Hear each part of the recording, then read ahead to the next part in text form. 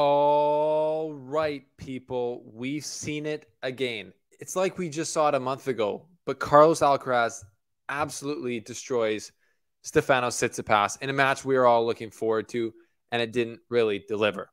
So we're going to break down the match, what happened, what we saw, my thoughts going forward from here for Tsitsipas, now 0-5 against Alcaraz, and Alcaraz going forward in this tournament to play Novak Djokovic. Yes, the match that we all wanted from before the tournament is happening. Unless one of them pulls out, we all need to pray that that does not happen. So we're going to break down the match, Djokovic versus Alcaraz, number 2. I can't believe it's happening. I'm so stoked. So we're going to break that down. I've got 3 questions about it for you. Let's get into it. This is The Slice. Thanks for being here.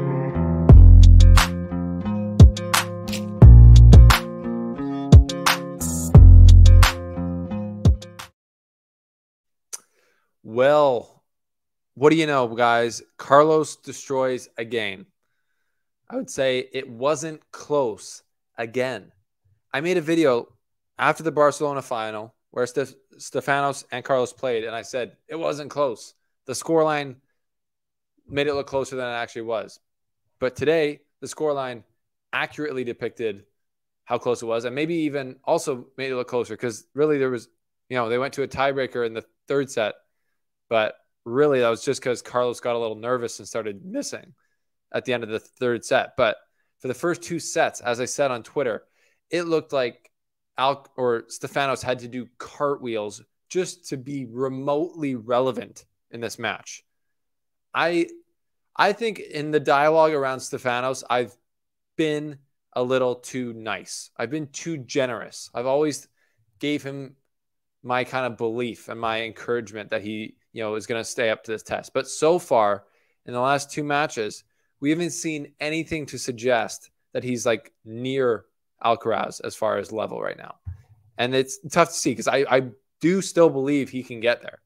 But right now, it's just not really that close. And that's crazy to see. Anyways, it's crazy to see. So we're going to get into it a bit more. We're going to look at the stats. Shout out to the sponsors. Cool bet. Stay cool. Bet responsibly. The odds for Djokovic versus Alcaraz. Alcaraz, pretty big favorite on Coolbet, 1.5, and Djokovic 2.75 to 1 to win. When's the last time you saw Djokovic with those odds in a single match against anyone on tour? It's been a while. I'll tell you that. I don't know. So anyways, shout out to Coolbet. Thanks for their sponsorship, and to AG1, the best and easiest way to get your baseline nutrition every day. I drink it every morning, and I feel great. And I feel like I'm getting all the nutrition I need. This is the bottle I drink it out of that they sent me. And yeah, this is water, obviously. But it's a great, easy daily habit. So shout out to them. Use the link below to sign up and support the show. And you get a little bonus added travel packs and vitamin pack for you. So Tsitsipas came in feeling strong, and midway through that match looked like he was absolutely out of sorts. What was your guys' take on that? Because for the first 2 sets and the first half of the 3rd set, it looked like Stefanos had to hit incredible shots to make Carlos feel uncomfortable in any way. And it was just amazing to see how easy Carlos made it look to dismantle a guy that's been an absolute nightmare to play on clay for anyone else on the tour, including Djokovic, including anyone. Like, again, I'll restate it. When Tsitsipas came onto this tour, onto the scene, 2019, 2020, 2021, we're going, this guy's taking over. He's in the final of 2021 French Open, and it just doesn't seem like he's really that close to getting there again. People said I shouldn't have had him, as a contender. I did think he was a contender because a lot of it depends on the draw. Like, where is he? If he was drawn on the bottom half and Djokovic and Alcaraz were on the top, he's an instant big contender to win. But he had to play Carlos in the quarterfinals. And that's not the case because it wasn't close. So let's take a quick look at the stats here from the match. Serving, first serve percentage. Carlos has been serving an insanely high first serve percentage, 77% again. First serves in, winning almost 80% of those. So 8 out of 10. And second serve, still winning 65%. So just not good enough returning from Stefanos for sure. That's always been a problem, but you would think it'd be less of a problem on the clay, and it typically has been for him. But his win percentage on first serve, too low, 61%. That's just great. Returning from Alcaraz, and 41% on the second serve. This is kind of crazy. Carlos's max speed was higher than Stefanos's. Should not be the case. Obviously, on the averages, Stefanos is bigger, but weird. Just weird. 30 unforced errors, 21 winners. Not even that. We've seen worse. I mean, it was only 3 sets. Carlos still had 20 unforced errors. So the crazy thing is, Carlos could probably still play better. And I will give it to him. Stefanos could play better too. I will say that. It's interesting. He talked about he's got to stop taking naps. He's got to stop doing a bunch of, he's kind of finding some things to stop doing. Maybe other people would call excuses afterwards. One thing I think he's got to seriously change. He's just got to get a new coach. He's got to get his dad out of the box if he wants to get to that next level. I think it's become apparent. He's already been so successful. Stefanos could quit his career right now and he would be retire as a super successful tennis player. But we all know that he wants to win majors. He wants to beat all the top guys. And from everything we've seen, him and his dad as a coaching player partnership, it's not getting him there. And that's unfortunate to see because, I don't care how crazy it looks on TV. Father-son is special. But what do you want? Do they both want to be there? Does Stefanos want his dad coaching him? I don't know. I haven't talked to him about it. But it seems to me like it's got to change because Carlos is just way too comfortable out there. Just basically in this position all night long, just perfect, smashing the ball, taking it early, coming forward, moving through the court, doing whatever he wanted. So that's that. That's that on Carlos destroying Stefanos again. And like we said, yeah, it's getting further apart each time. My colleague Gil Gross pointed out that the percentage of points that Stefanos has won has decreased in each of their 5 matches. So it's literally he's gotten less close since they first played at the U.S. Open 2021, I believe. So, yeah, that's big. That is big. So that sets up, though, the match we've all been waiting for. Novak Djokovic versus Carlitos Alcaraz. They've only played once in Madrid last year. Carlos won that match. And he won it by being the better mover, I thought, the more aggressive player, hitting bigger from all through the court, and just coming up with the big stuff in the big moments. And he hadn't even won a major at that point. Obviously, Djokovic's resume speaks for itself. We don't even really 22 majors. He's been through this stage of a tournament so many times. Any major, though, any other major, I'm giving Djokovic an edge here. Doesn't matter how they played so far. I would give him an edge on grass or hard. But on clay, we saw Djokovic lose last year in the quarterfinals to Nadal. And we've seen him lose many times on this court before, basically at the French Open, where it's a lot less at other tournaments. So with the form that Carlos is in and the form that Djokovic is in and where they're at, I'm giving, my favorite is Carlos. Big time. But I've got 3 questions. I've got them written down on the board. 3 big areas where I think this match will be won and lost, and they're not mind-blowing. It's fairly typical areas. But the serve return. How much will Djokovic's experience over 5 sets of being able to problem solve, mix things in, literally change strategy throughout a match, how much will that play into it? Because it seems to me that the serve return is more of an old man's game. It's more of an experience game. It's where a lot of the matches won or lost. And Djokovic has become obviously elite, the best in the world probably at managing that part of the game. So where is that going to fall? Will I think Djokovic is slightly better serve, or definitely better serve, and probably even a little bit better return. How much of an impact will that have in the game? Will he play quick tennis? Will Carlos just pull it into big long rallies and then get up on the baseline and dictate from there? Will he be able to do that? How often, how fast, how early on into the match will he start doing that? Those are big questions that need answering. Another one is if it goes 5, if it turns into a war, obviously Carlos he's done wars before. He's done wars before. You think of against Jannik Sinner in the U.S. Open, obviously. You think about all the other 5-set matches he's had, big, long matches he's had. But he's never done a war in 5 sets like against Novak Djokovic. He's just never done that. He's a different cat. We saw Djokovic today against Khachanov, not playing great. Khachanov playing great. Takes the first set, close second set, tiebreak. Djokovic plays a perfect tiebreak, takes the second set, and then it's kind of just he's able to elevate.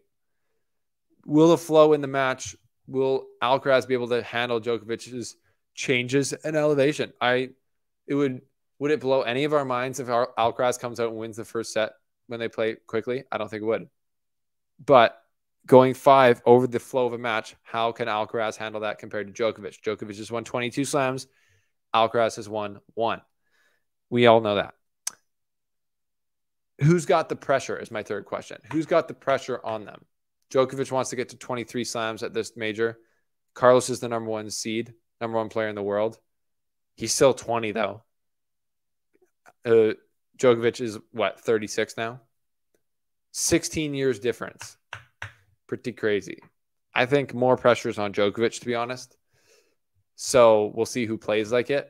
But those are big questions. So for my last breakdown for the preview here, I've got the old board. Novak Djokovic versus Carlos Alcaraz. All the areas that I think are important, that are really all the areas in tennis. And I've seen that on ESPN before, how they break it down. So let's just go from the top. Serve. Who would you guys say? Let me move this way a bit. I think Djokovic has got a better serve. 3 check marks to 2 check marks for Carlos Alcaraz. The Alcaraz serve is getting better, but I think I'm still giving that area of the game to Novak Djokovic. Return, they're both elite. Full 3 check marks for both of them on that. The forehand, they're both elite. Djokovic was playing unbelievable with his forehand today. When he got it rolling, it was pretty crazy to see. He started to really feel himself, point guys out in the crowd, give it to him. He started to hit through that. His forehand's going to be fine. Backhand, both incredibly solid, obviously. It's just going to be so interesting to see again. Both guys can change direction at will. Both guys are perfect going up the line or cross court with the backhand. I would say Alcaraz has a more powerful cross court backhand right now, more direct, flatter than Djokovic. But both of them are so good and such good movers, and it's going to be amazing.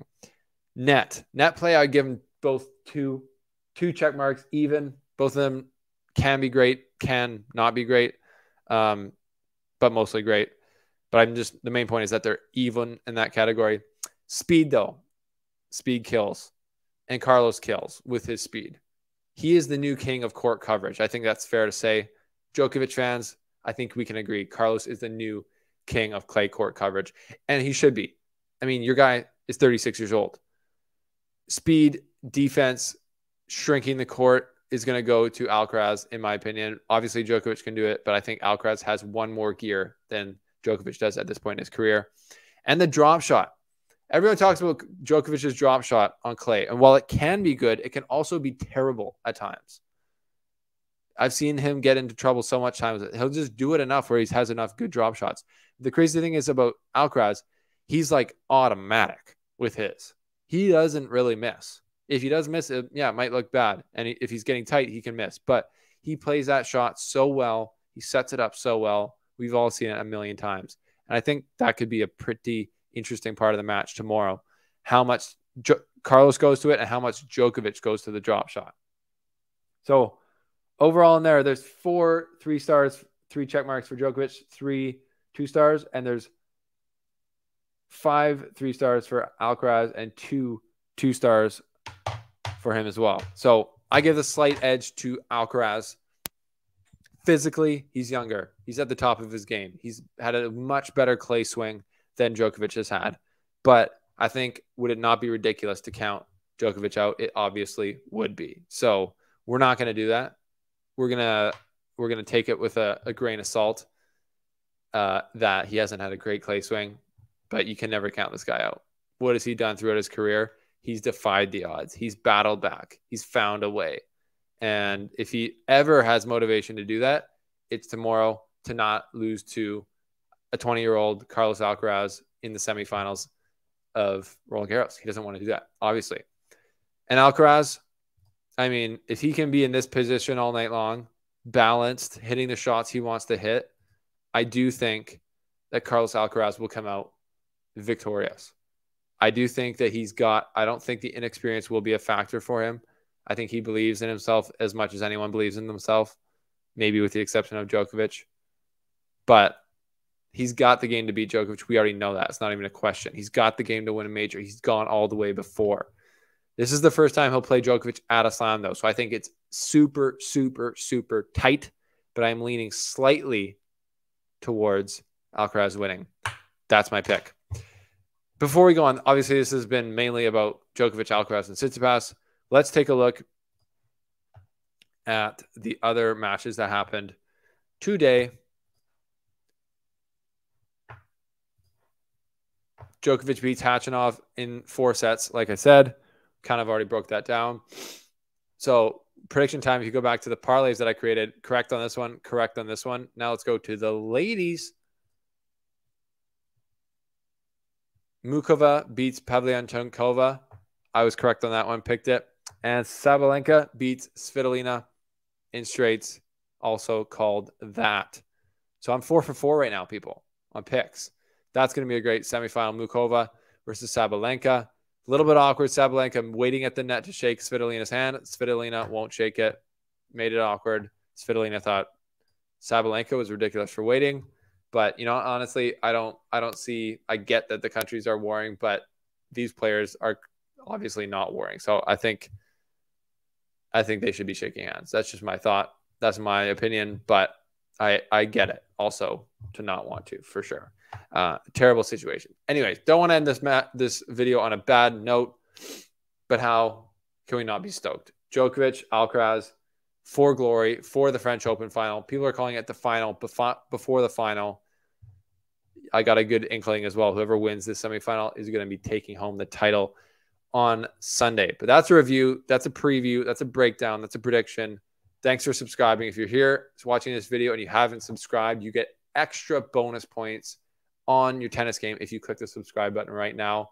Our goal is to get to 20,000 ASAP, and you can help us do that. So thank you guys for being here, and let's enjoy this match. Carlos versus Djokovic. I can't wait.